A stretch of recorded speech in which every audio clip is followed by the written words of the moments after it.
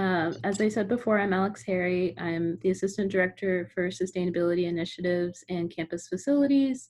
So what that means is I put together the sustainability direction for the university, and I also manage the grounds department. So all the landscaping on campus, all the flowers, all of the trees, that also falls under my purview. So I launched a series called Wednesday Wisdom, kind of just talking about sustainability topics that I felt like students and faculty and staff would have an interest in.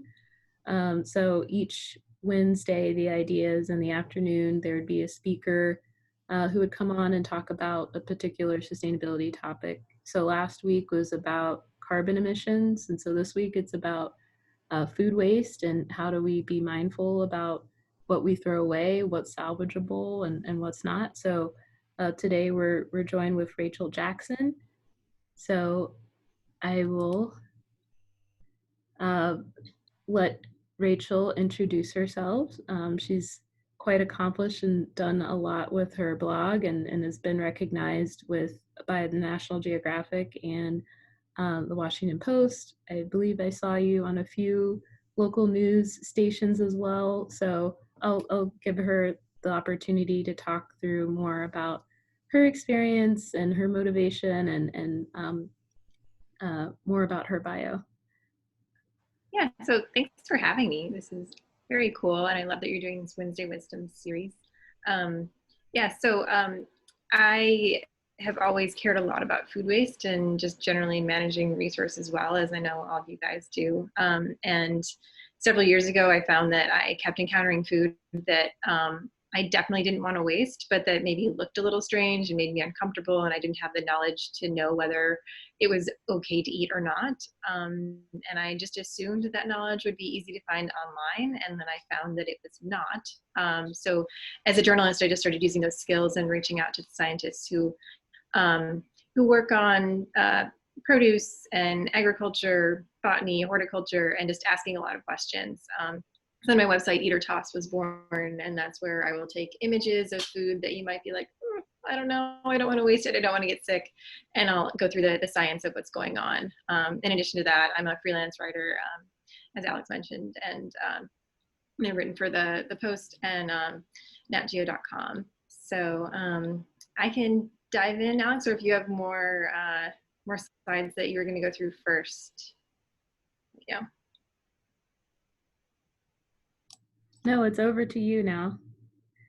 Okay, great. So I think you need to unshare your screen, if possible.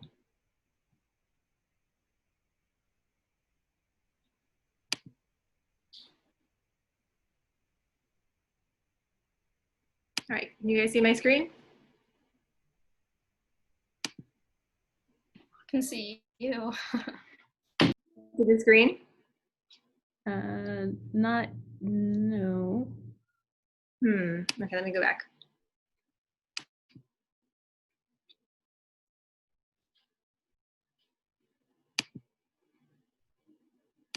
Okay, now it should work, right? Yes. Yeah. Okay, great. Okay, so this is my website, as I just mentioned, Eat or Toss, where I write about all those funky looking foods. I'm going to get back to that in a minute. But first off, I just wanted to kind of talk about what we're going to talk about, which is first just looking at food waste and why it's an issue, since I know you guys are already interested in this. This may be review, or maybe some of it will be new. And then we'll go into some of the specific areas where we can approach things more mindfully to hopefully waste less food. So first off, why reduce food waste? If any of you guys want to chime in, go for it. Any ideas? Yeah, it's not just like the food production that like takes carbon and like puts it in the atmosphere, but also like the process of getting rid of the food also like emits carbon, right? Yeah, definitely. That's a big part of it. Climate change. Yeah, food waste is a major contributor to climate change. There's a stat that kind of makes me crazy because everyone uses it, but and you maybe have heard it before, but it's very poignant. If food waste were a country, its emissions would be third after the U.S. and China. That's how much carbon pollution we're getting, and methane we're getting from food that's both rotting in landfills, but also the energy used to create it. And covering that, I mean, you kind of, this is sort of implied in your answer, but it's not just greenhouse gases, but we're using water, fuel, land, labor, packaging, plenty of other resources for food that nobody ends up eating. And there's one other thing I wanted to add on this list if anybody else wants to chime in. No, that's okay. Food insecurity. If we are throwing away less food, hopefully we're feeding more people. So people who may not have enough to eat can, for kind of midterm, we can direct food that maybe is left over from something to a food pantry where it can really go to good use. Long term, I'd love to see a world where we just manage our food better, and so there are more resources available to give people in need exactly what they want, as opposed to just things that may be surplus. One thing I love about food waste is that it's just a win-win. Like, you don't have to really sacrifice to waste less food. And in that vein, reducing food waste can help you save money. I think that's obvious. But then also be more creative. What the image that you see on this slide is a panzanella salad I made with a bagel that had gotten stale, and I dressed it with some pickle juice. And that was fun. That was much more fun for me than just kind of making a recipe that was a recipe I'd made a million times before. It also helps you learn about food. If you understand your food better, you know how to maximize its use, and it helps you just to be more resourceful and innovative. And all these things, I think, are things that we're seeing, particularly now in the coronavirus pandemic, because many of us are spending more time at home, cooking more at home, trying to stretch our resources so that we don't need to go out to the store and potentially expose ourselves. So, so if we could try to launch the poll on what percentage of food goes to waste.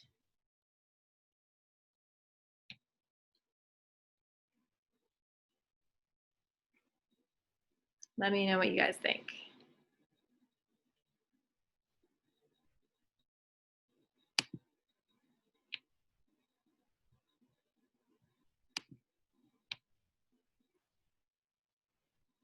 All right, you guys did pretty well.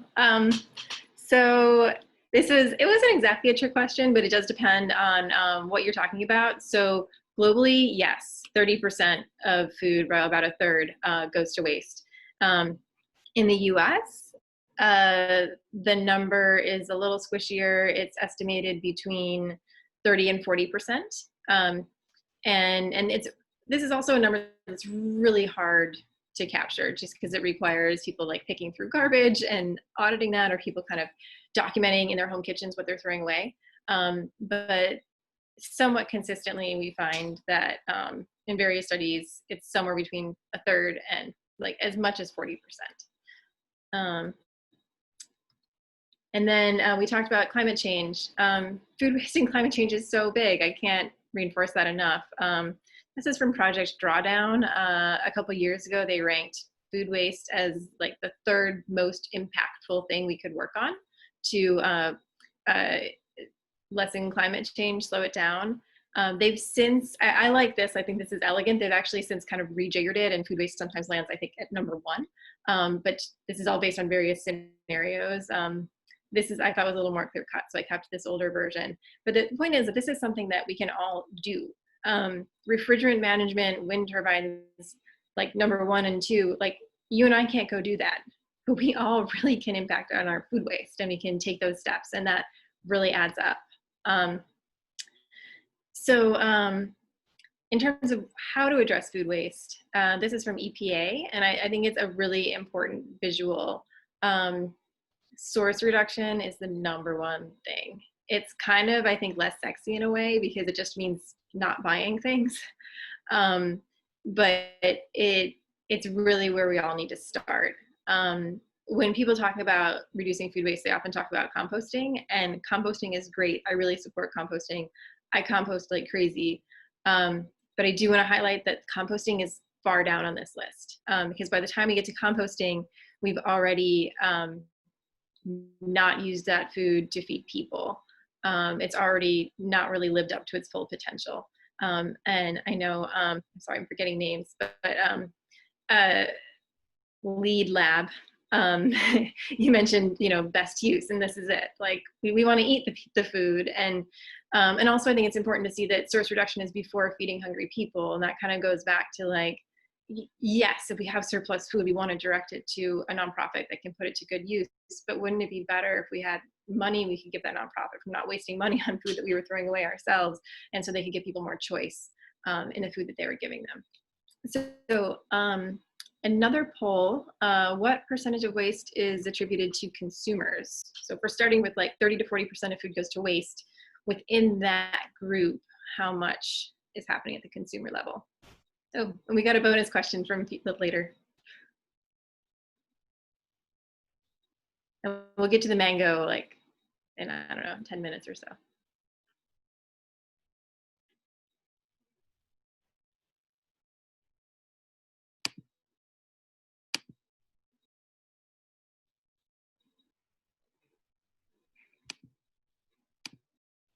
I think.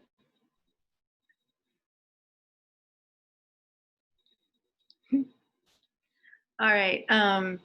Yeah, so this was a tiny bit of a trick question as well. It had 2 correct answers.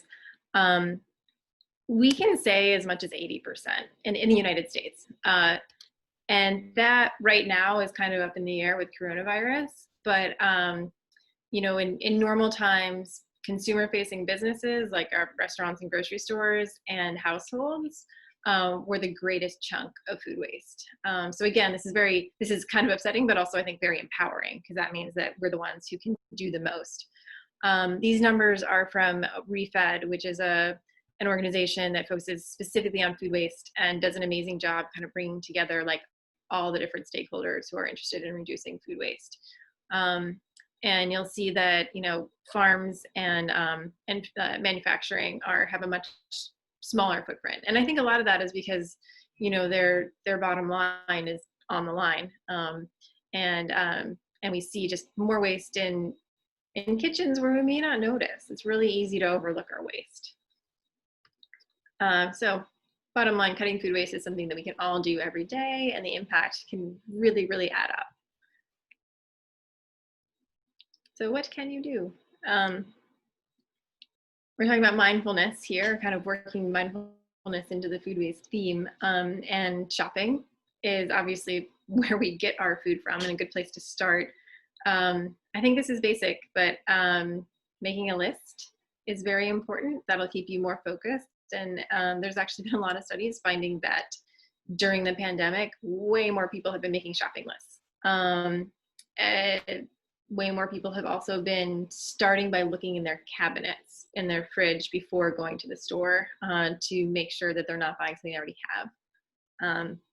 You guys have any other thoughts on shopping, like how you can minimize your food waste impact by your purchasing choices? You were saying be mindful of where you shop. Like, do you know of specific, like, I don't know, grocery stores that are better than others? Like, is that what you meant by that? Because that is something that I would. Yeah. So like, I'm shop mindfully. I'm starting with just like, do you need to buy something? And then you have this. Perfect. Thank you. Next slide is you can subscribe to companies like Imperfect Foods. Hungry Harvest is another one. Misfits. These are companies that will take surplus food, food that's considered ugly and maybe didn't make it to a supermarket, and they'll give you a box and you can subscribe.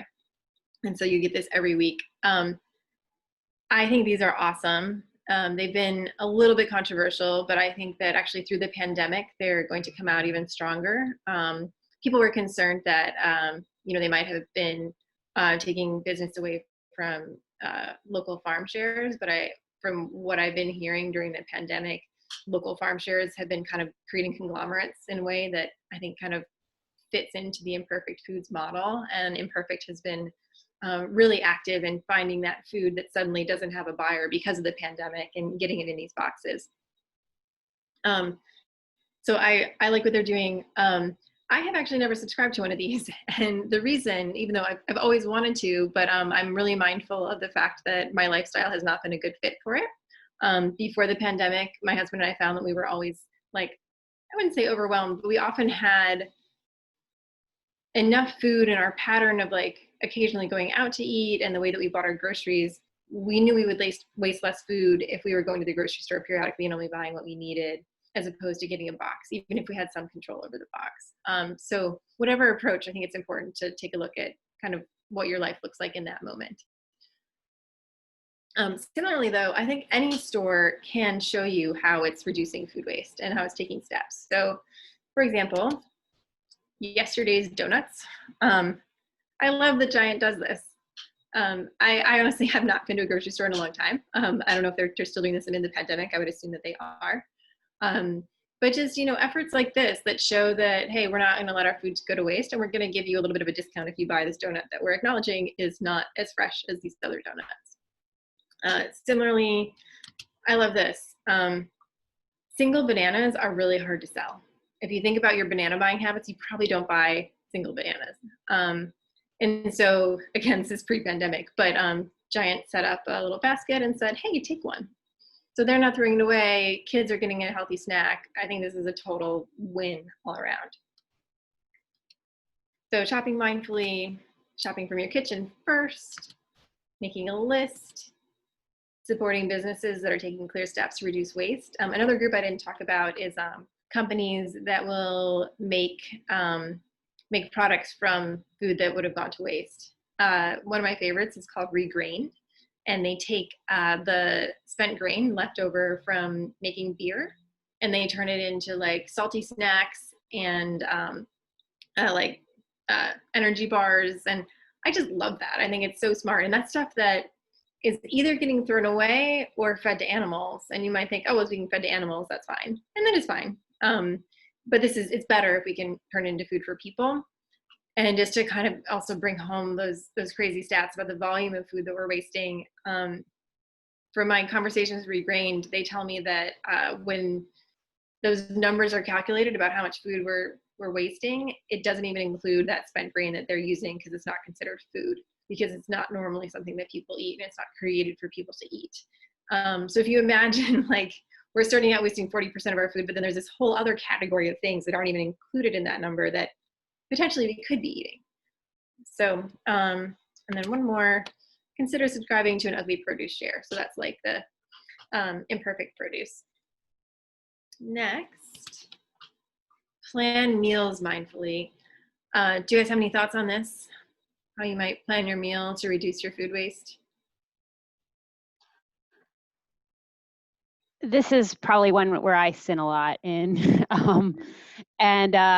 Sometimes I'll overproduce or underproduce. I've been better during the pandemic because I'm eating at home a lot. So, trying to be more conscious of when you're going to go out to eat and what you're actually going to eat before you make it is probably a good technique. Yeah, no, I mean, it's really basic, but it's sometimes I think hard to stop and think about it. And yeah, just kind of thinking, okay, I already have this in my house. And so if I go out to eat this night, then that means tomorrow I'll have leftovers for lunch or, that kind of thing. Yeah. Anybody else? Anything come to mind?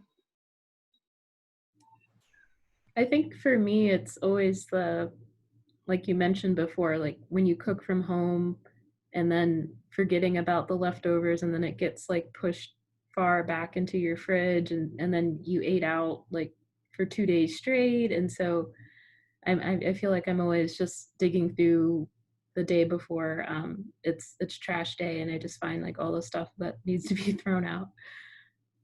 Yeah, no, it's so easy. And I was even putting together a grocery order the other day, and I wanted to get lox, and then I looked in the fridge, and at the very back we actually had some lox already, and I was so embarrassed.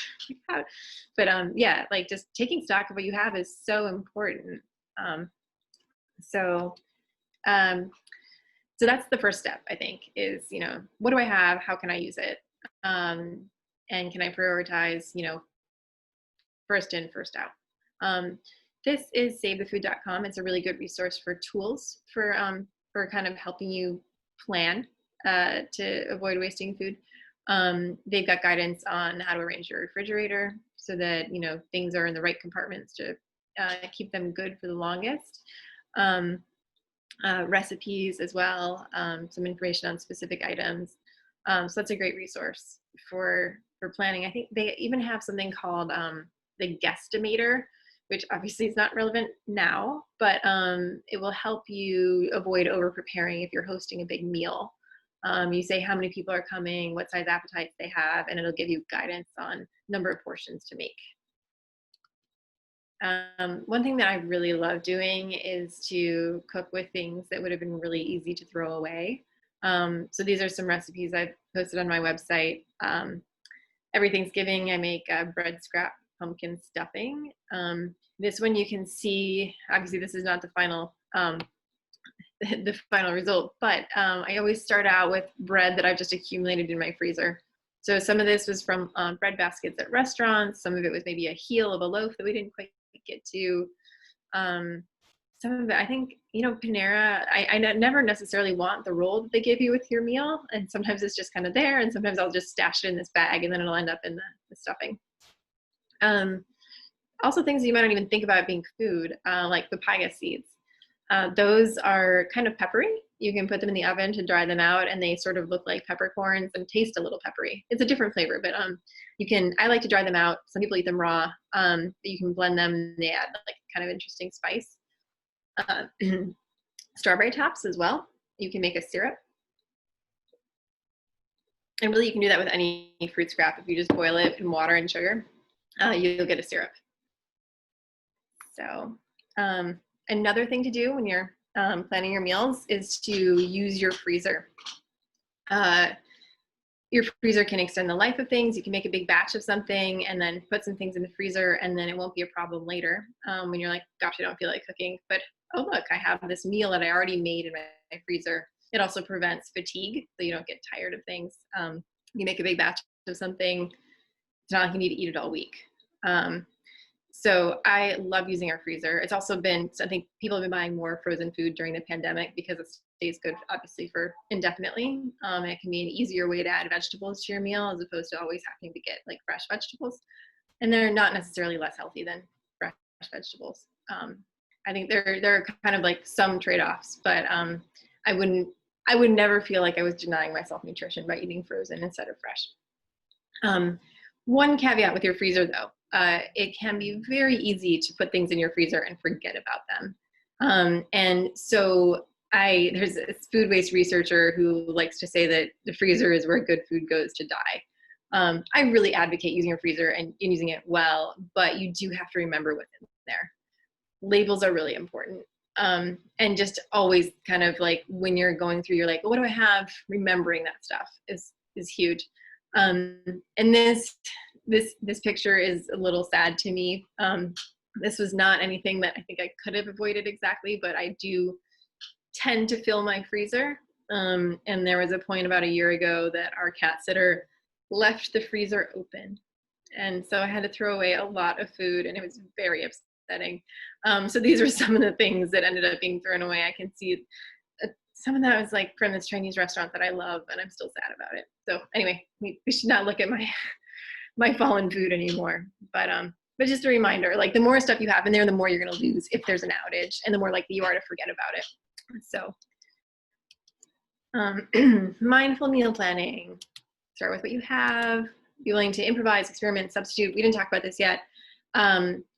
There are a lot of recipes out there that call for a lot of very specific ingredients. And if you're determined to make the recipe exactly as prescribed, then fine, go get them. I don't like doing that. I think that's a lot of work. It's a lot of money to like go find that specific ingredient. I don't like having something that I open and then use twice and then goes to waste.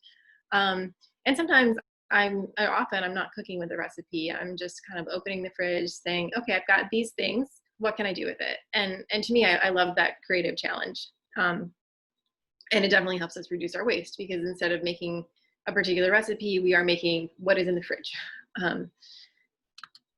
And then again, feeling empowered to deviate from recipes. So I don't want to be down on recipes. Recipes are great. We need them, especially for baked goods.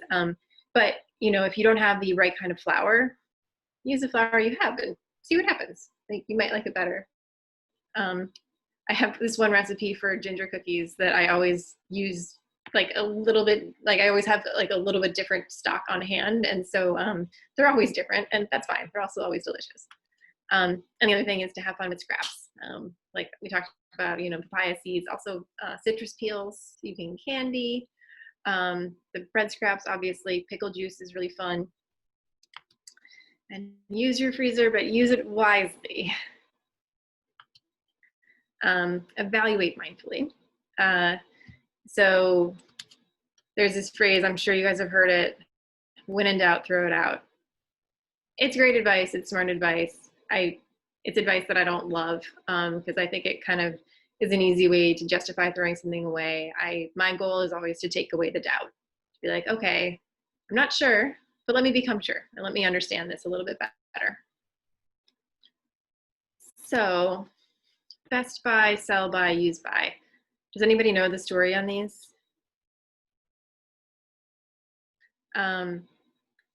So a lot of food gets thrown away because people see these dates and are like, oh no, this is gonna kill me now. These dates are not regulated by the federal government. There's nothing official about them. The only federally regulated date labeling is on infant formula. Aside from that, there are some state laws on date labeling. I'm not an expert in those laws, but I know that at least some of them are not based on science. There's a lot of milk that goes to waste, or maybe, I'm not sure if it's changed, but at one point, possibly still, there's a lot of milk that went to waste in Montana because they had a law that you had to pull milk after its sell-by date or something like that, which is really horrible. Just a lot of milk going down the drain. But so these dates are often the manufacturer's best guess of when these things will be at their peak quality. So they don't want you to judge their product based on how it tastes, 6 months after they made it instead of 3 months, because they think it's going to taste best 3 months or less, for example. That does not mean these things are not suddenly become poisonous once they pass these dates. The only one that I give a little bit of respect to is use by. If I see that on a protein item or eggs, then I'm going to be a little more careful. And I do, kind of let these dates give me a sense of how old my food is, but they're not safety guidelines. So if you've got, especially like condiments and jams and things that have normally a very long shelf life, if you're past the best by date, it's probably still okay. I will admit, if something's like several years past the date, I'm going to get a little bit uncomfortable. I think I just have an emotional reaction to it. Like, I could not tell you what would be wrong with it or how it might make you sick. It probably wouldn't, but I generally don't want to eat it. And after that much time goes by, what you might see, or what you're much more likely to see, is like a quality change. So something that's got a lot of oil in it is not going to taste good if you advance too far past that. Like, you may have noticed, like, if you like peanuts that you've had too long. If we were in person, I would pass around this jar of crackers I have that got horribly stale and rancid. And that's because crackers have a lot of surface area, and the oils in the surface area get exposed to air, and then they go rancid. You don't really want to be eating a lot of rancid things, but they're not, it's not like a bacteria that's going to make you sick. And yeah, so you're not beholden to these dates. If you eat something that's a little bit past it, you'll be fine. So now we're going to get into some of the stuff I like best. I've got a couple examples from my website of various foods, and I would love for you guys to weigh in on if you think you should eat or toss. So first, this is the mango that was referenced in that earlier question. And if we can't get the poll to work, that's fine. We can just talk about it. There we go. Awesome.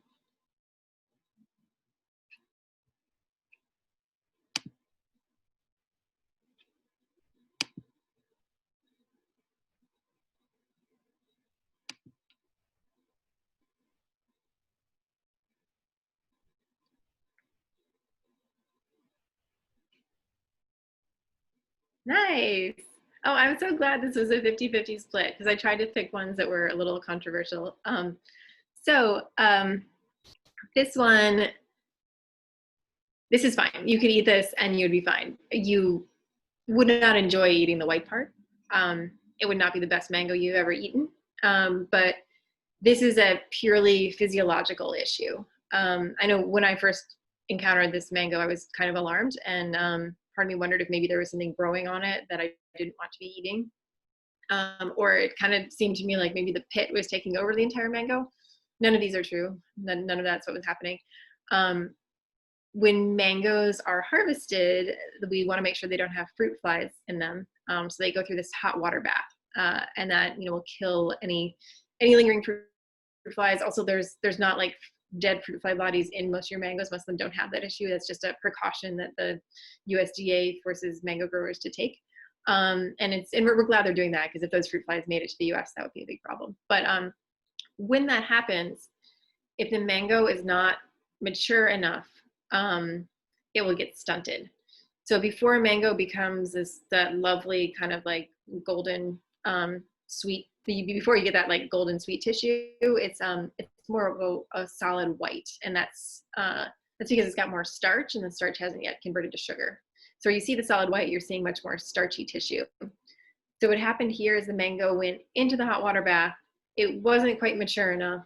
It got stunted by the hot water, so its cells stopped functioning the way they were supposed to. So that part of the mango never fully matured and ripened, which is not good for the mango and not great for you because you wanted to eat a whole mango, but you can still eat the rest of it.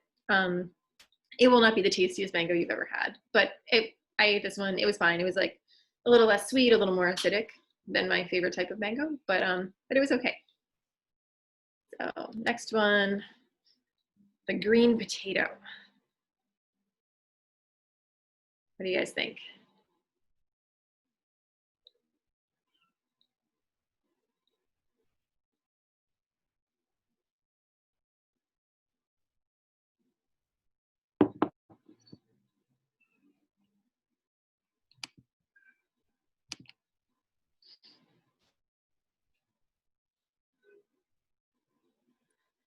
Nice. Okay.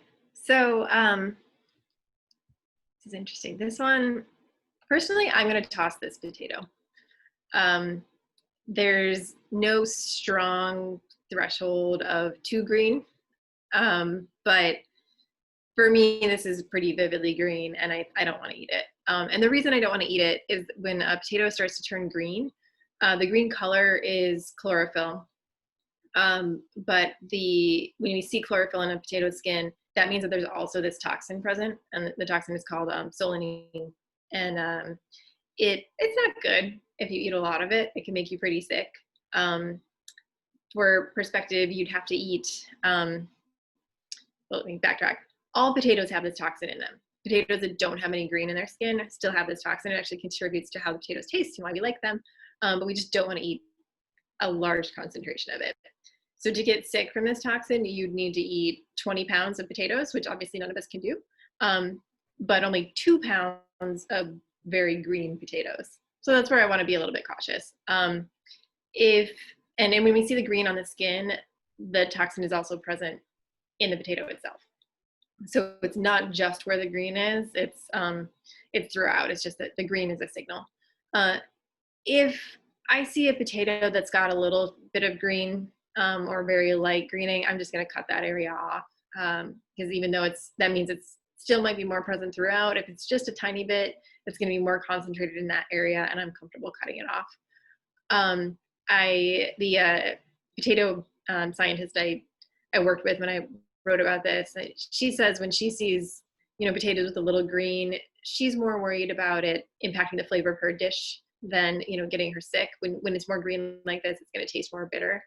So you will probably notice the flavor before you noticed any alarming symptoms. So it's not, I don't want to scare you away from potatoes, but it's just something to keep in mind. And of course, there's a way we can prevent this, and that is by storing your potatoes in a dark place, not exposing them to light. And the reason they get green, I think, is very cool. obviously potatoes grow underground, and when they're exposed to light, they turn green. So if a potato's underground and it's exposed to light, the potato is thinking, oh no, I'm vulnerable to predators. And so that's when it starts to produce this toxin. As a way to kind of ward off anybody who might want to eat the potato, like us, I guess. But anyway, conclusion, if you see a little green, I wouldn't worry about it. If you see a lot of green, I would worry about it. And I would take steps to avoid this from happening. Rachel, I had a question about the potato. So if you put it away in the dark, like in a dark cupboard, and then you go and look at it like a month later and it has like little growths on it, is that good to eat? Yeah, that's a great question. I'm glad you asked that. The sprouts are the same thing. They also have higher concentrations of the solanine, and so you don't want to eat them. Again, like my wonderful potato expert, who I adore, the way she puts it is you don't want to eat a salad of potato sprouts. So it would take a lot to make you sick. But I usually cut them off if they're significant. If it's just like a tiny one, then I don't worry about it. But in that case, the rest of the potato probably doesn't have higher levels of this toxin. And the other thing to keep in mind is once potato starts sprouting, it's sending some of its best stuff to the sprouts. So the potato itself isn't going to taste as good at that point. So it might have like a weird texture. So ideally, you want to go back to planning your meals mindfully and shopping mindfully and not get in that situation. But if you do, like, and the potato still feels firm and it's not kind of like starting to get wrinkly and shrivelly with the sprouts, then I would just cut them off. The other thing to keep in mind that I think this is interesting, sweet potatoes will do the same thing. They'll produce sprouts. Sweet potatoes and potatoes are totally different plants. Sweet potato sprouts are nothing you need to worry about. In fact, you can eat them. I haven't yet eaten them myself, but I really want to. And there are parts of the world where people will harvest sweet potato greens, which are said to be healthier than spinach. And I would love to see us doing more of that here in the U.S. I'm in a CSA over. I don't know if you're familiar with Common Good City Farm. Yeah. And in the CSA, they actually give us sweet potato greens every year. And in fact, there's all these parts of the plant I would have never thought to eat before that they usually give us, and I've learned a lot. I'm so excited that they're doing that. I was wondering where in DC I might be able to find sweet potato greens, and now I know. And cool. Thank you for mentioning that. And so, what about the onion that's got some green on the skin?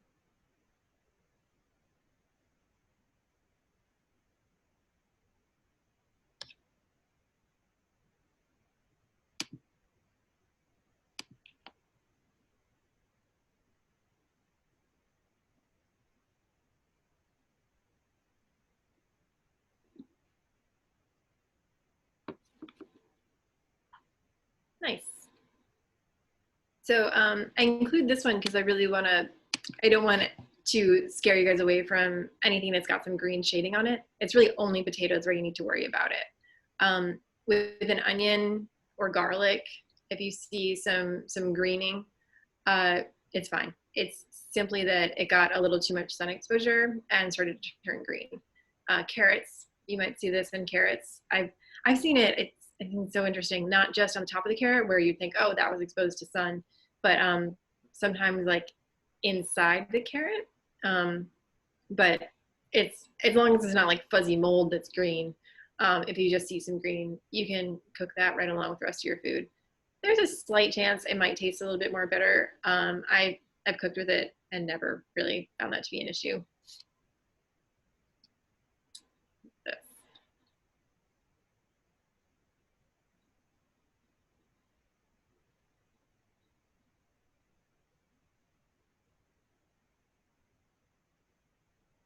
Is that bread? Okay, yep. It's bread.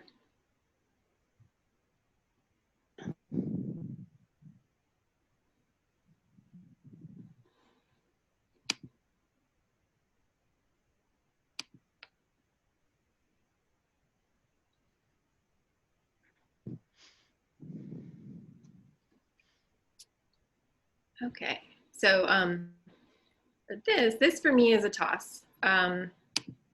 That's mold that's on it, and the rule of thumb that we follow with mold is that if the food is soft, that means that the mold could have penetrated into areas where the mold may be present, but you can't see it.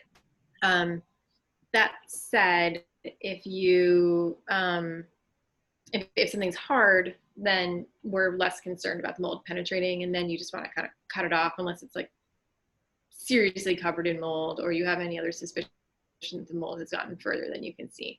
And why do we care about not eating mold? Like, obviously we don't want to eat mold, it's gross. Like, but beyond that, mold often produces toxins, and those can make you sick. They can make you sick short term, they can make you sick long term if they build up. But yet another disclaimer, a lot of the molds that you see on food in your kitchen probably won't hurt you. But because we can't really know for sure, the safe thing to do is, if it's soft, to toss it, and if it's hard, to trim around it. So this is something that I find very interesting, and I've been trying to learn much more about like some of the more common types of mold. For example, strawberries. If you know, a common question is, if one strawberry is moldy, do you have to throw away all the strawberries? And the answer is no, you can just throw away the moldy strawberry. That's okay. And there are actually two kinds of mold that are like far more likely to be striking your strawberries than any others. And neither of them, as far as I'm aware, have ever been shown to be harmful to people. So be careful. If there's mold on something soft, if it's bread, I'm usually going to throw it away. I'm not going to be too worried, although some of the molds that have the most problematic effects on people are associated with grains. Another qualification on that, though, that mold tends to show up more when they're storing the grain before they've made the bread, and the mold you see on your bread is more likely to be just a household mold that's probably not a problem, but I'm still not going to mess with it. And also that bread probably isn't going to taste good anymore. So then we get back to, you know, planning and shopping mindfully, and hopefully you don't let your bread get into this position. I keep a lot of our bread in the freezer, and then find that, you know, just toasting it, or depending on the type of bread, even just microwaving it will bring it back much better than like keeping it on the counter where we're not going to get to it in time, or keeping it in the fridge where it will dry out. What's this? Jeez.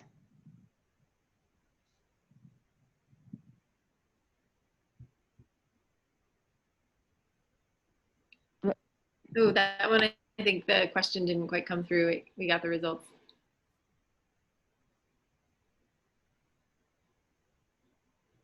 Can we try this one again, or I can just keep going?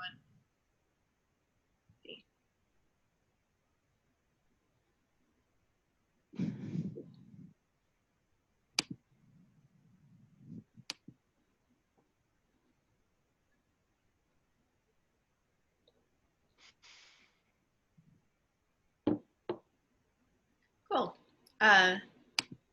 So this is fine. I include this because I think there are a lot of things that we might think are mold but are not.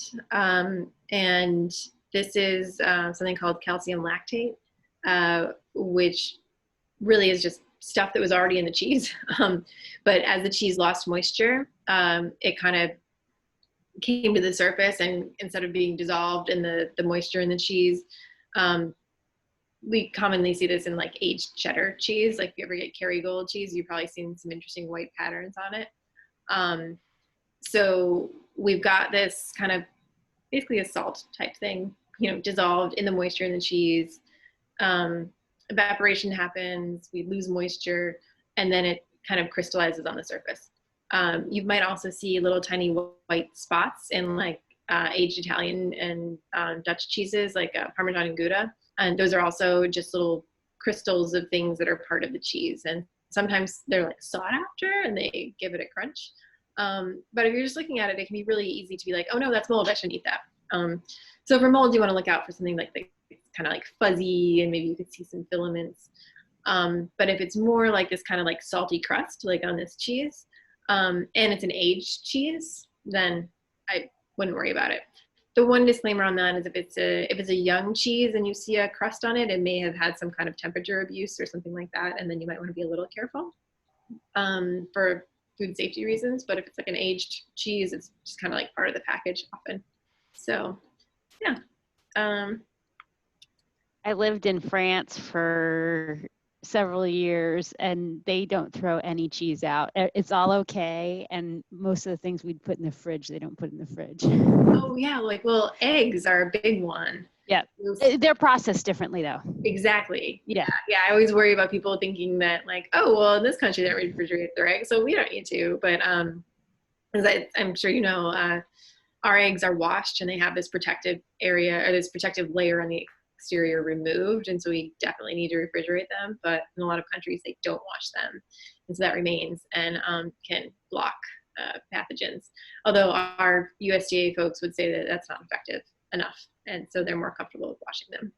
So it's a very controversial. Great. So final category for you guys is ways to get involved. A DC Food Recovery Working Group. If you're local, I'm part of this group, and it is a wonderful space of anybody who has any interest in preventing food from going to waste. We've got members who range from people working on hunger to people who work on composting, community gardens.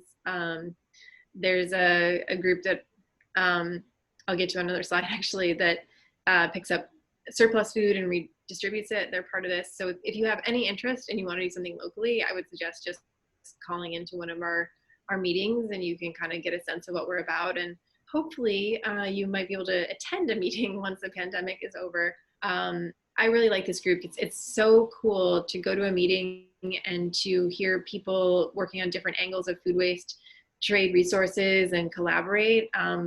You'll see someone identify a problem and then somebody else in the room has the solution. So it's a great space for connecting resources, and it's a great space for getting involved and finding a project where you can actually work on something and feel like you're accomplishing something. And our meetings are very easy to attend.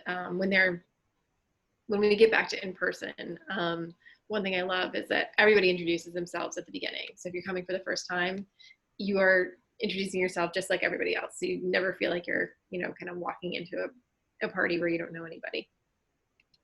Food Rescue US, this is a group I referenced. They are amazing. They've really stepped up during the pandemic.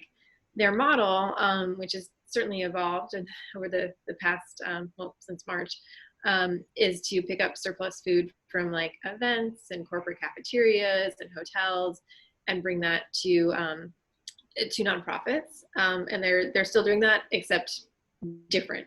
And they always need volunteers. So if you're here in DC and want to participate, I email Kate. Her email address is at the bottom of the screen. She would love to hear from you. This is another one that has been certainly affected by the pandemic, but has also stepped up. The DC Food Project, which does share tables. So in normal times, this is a space at a school where, and maybe you guys have these at Catholic or might want to explore them, although again, not now. But if you get something as part of your meal and you don't want it, but it's still fine, you can put it in one of these baskets, and then the contents of those baskets are distributed to kids in need, or other people can just take them, and it's kind of like a trading space. But the DC Food Project also puts together bundles for kids who may not have enough food at home. So they're doing amazing work, and have really kind of hit that sweet spot between the meals that kids are supposed to be getting, per regulations, and the fact that those kids aren't necessarily eating everything on their plate, and they're kind of capturing that space in between. So that's it. If you guys have any questions, if there's anything you want to talk about, we can do that now. Yeah, I have a question kind of about those last slides that you were saying. I did a quick Google search on the organizations as you were like talking about them. Yeah. So in terms of like salvaging food that like organizations, cafeterias and stuff aren't using, do you guys know, is that something that COA is already doing, or something that we could work to try to do with COA? In terms of like just food at the end of the day that's all going to get tossed? I don't know. I'm not sure what you guys have going on campus. Alex, I think probably knows and Yeah, can yeah. weigh in. So I do have like a few slides about if you're interested in food waste on campus or how we're managing that. I do have a few slides to speak to that. But the short answer is we do have a food pantry, and I believe it's going to reopen early next month. So there's another Kate that runs the food pantry, and I could put you in touch with her. But campus ministry oversees the food pantry. I think they're calling it Cardinal Cupboard. Awesome. And if you find that there's any holes in that network and any places where Food Rescue US could come in, they'd probably be happy to. So, and they're great. But it sounds like the food pantry is filling that need. So Awesome. Thank you. I have a quick question. Yeah. So I had this idea that like on refrigerators and things like that, like there could be a kind of like a whiteboard on like the fridge is like part of the fridge or something like that, where you could like write down like everything that's in there and then like cross it out when you use it, stuff like that. Have you seen anything like that? Because I think that would be really helpful to me, but I don't know if it's out there. I'm sure some people do that. And I know that something that I often see suggested that I know people do is just to have like a bin in the fridge where they put the high priority items. So it's like clear plastic, and then you can put stuff in there that you want to make sure it gets eaten. I know one area where I get tripped up is I love making lists, but then I worry that you could spend a lot of time kind of documenting everything, and then it might be easy to lose track. But I like the I like the concept, and I like the clear bin idea. It's not something that I've ever done just because I haven't organized my fridge in that way. But yeah, I think you're onto something with that. And while I'm thinking about it, clear plastic or anything clear is actually part of reducing food waste. Like they found that, if you're using solid colored containers, it's much easier to forget about something or to not know what it is and ignore it. So if you can put something in glass or clear plastic, do. Any other questions about anything? I do have a question.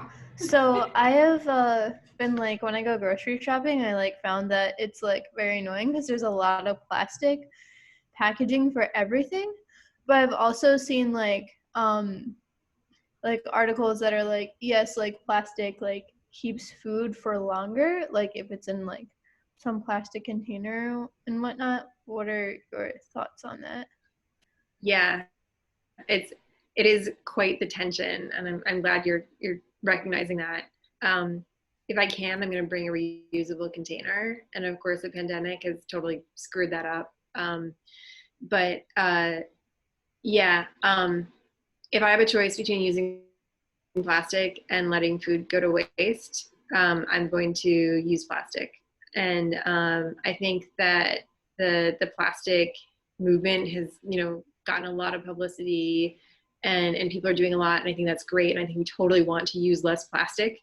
But I've been kind of like, whenever I'm talking to someone who might have a view on this, I ask them, and that's included some scientists. And the takeaway I've always gotten is that the energy input to make that plastic is less than the energy that you're going to waste if you're wasting the food. So it's not just because food waste is like my issue and plastic is another issue. Like I reduce plastic in every way I can anyway.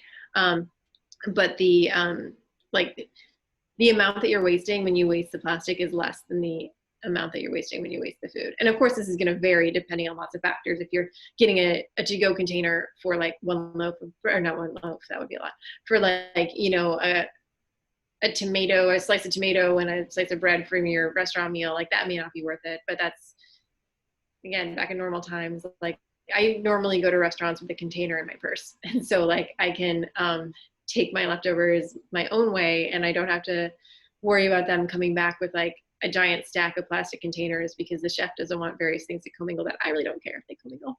And then I have a little more control, and it's also easier to carry. You don't get that giant bag. Instead, I just get this jar that I can put back in my purse. So that's a really good question. Thanks for asking it. Rachel, I think we have time for one more question. And Okay. the question, I just had one before I'll give the chance to others, but you mentioned that Imperfect Foods was kind of like the big national conglomerate. Is there a local Imperfect Foods type group that you'd like others to explore, or how can we? That's a good question. Yeah. So the major like ugly produce shares, which I probably shouldn't even be calling them ugly produce shares anymore because they've expanded so much in other types of products. The major ones I think are all, if not national, then in a lot of parts of the country. But Hungry Harvest is one that started around here, and so they're probably the most local one. And I think that I don't know this for sure, so don't quote me on it, and check out their websites and see what you think for yourself. But I think a lot of them do work with small local growers. So you're still getting kind of the local, or you're still supporting local farms. I'm not aware of an ugly produce operation that is exclusively local. And I think part of that comes down to the fact that sometimes what they're working with is food that was rejected by a grocery store, and we still want that food to land somewhere where people are going to use it. So yeah, I know that doesn't exactly answer your question, but if you want to support a local company, Hungry Harvest is local.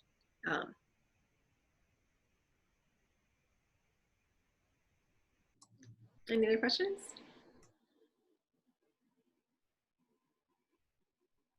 I just wanted to mention something that Yeah. you said that I really so when you said Project Drawdown, I actually have the book too. Oh, nice. Yeah. And I've like been referring to it as like my environmental Bible because it has like so many solutions and so much information.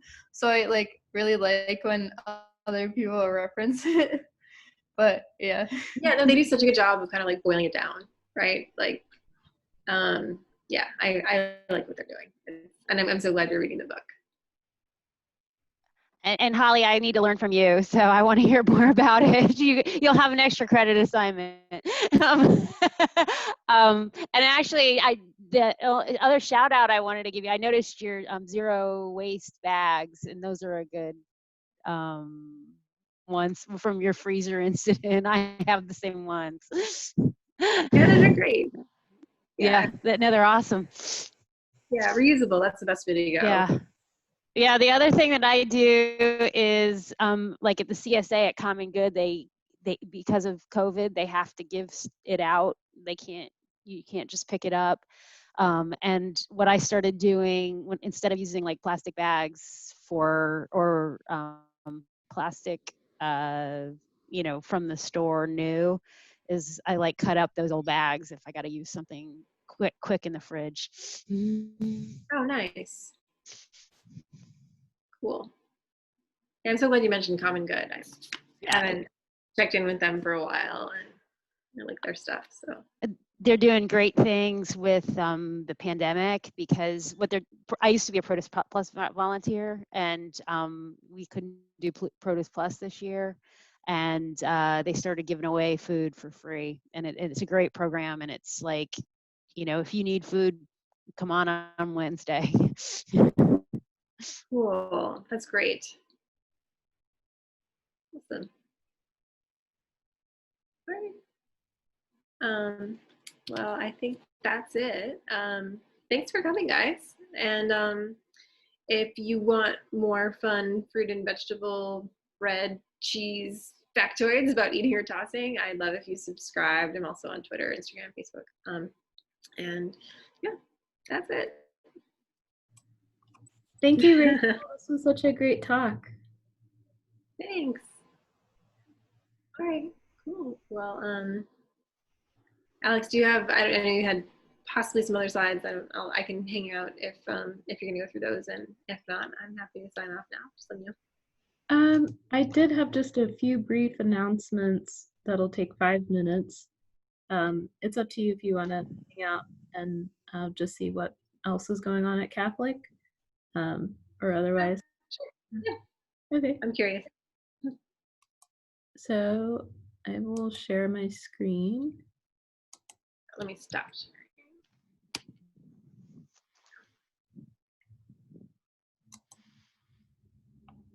So just to go over a few brief announcements, Ellie had the question before about what else was going on at Catholic. So there's the Cardinal Cupboard, and campus ministry is running that. So that'll reopen in October. I think they had like a brief pilot last academic year.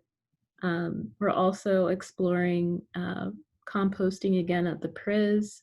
So I'm trying to reach out again to our new dining hall vendor, Chartwells, on how do we bring back composting. So that'll be another way of reducing food waste on campus. And then Holly, if you have questions and you want to work on the service project at the Franciscan Monastery, it's a few blocks away from campus, and she and the environmental club goes out on Saturday mornings to tend to the community garden there. And then the last thing, there's been a lot of chatter about a potential community garden on campus. So if you're interested in restarting this initiative would be not only for students, but faculty and staff. So if you are interested in that, please reach out to me. And then as far as DC resources, I just wanted to quickly highlight there's actually going to be some free composting classes with the DC Department of Public Works. So they're going to offer free backyard composting classes in October and in November. And I'll send out my slides after this so that way everybody has the links to everything. And then the next big thing in October is the DMV Food Recovery Week. So Rachel, I believe, I don't know if you wanted to say a few things. I know you've been more. Yeah, I'm so glad you mentioned it because I should have. So the DC Food Recovery Working Group that I'm part of, this is something that we put together every October. So it's a week of events all dedicated to reducing food waste and helping feed those in need. So this year we're collaborating with MANA, which is an organization in Maryland that does some food rescue work. And so, yeah, you can find a whole list of classes. I'm doing a class that if you had fun with the potatoes and the cheese, then I'm doing an entire class of that kind of content. And there's also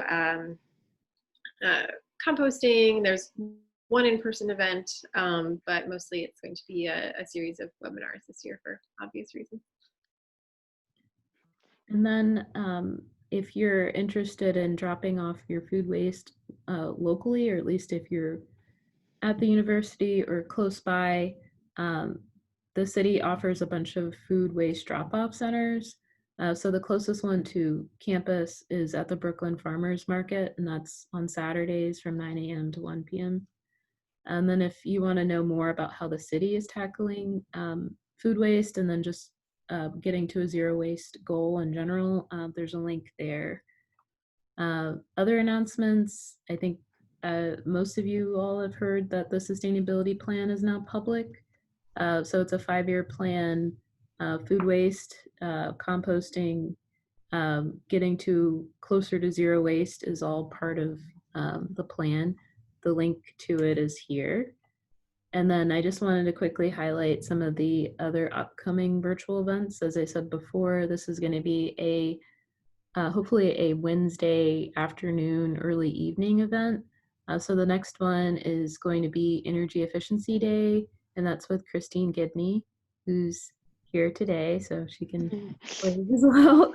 And we're going to talk about the clean energy and energy efficiency initiatives on campus, and then she'll also highlight her work at the American Geophysical Union. That's the first net zero designed building in DC.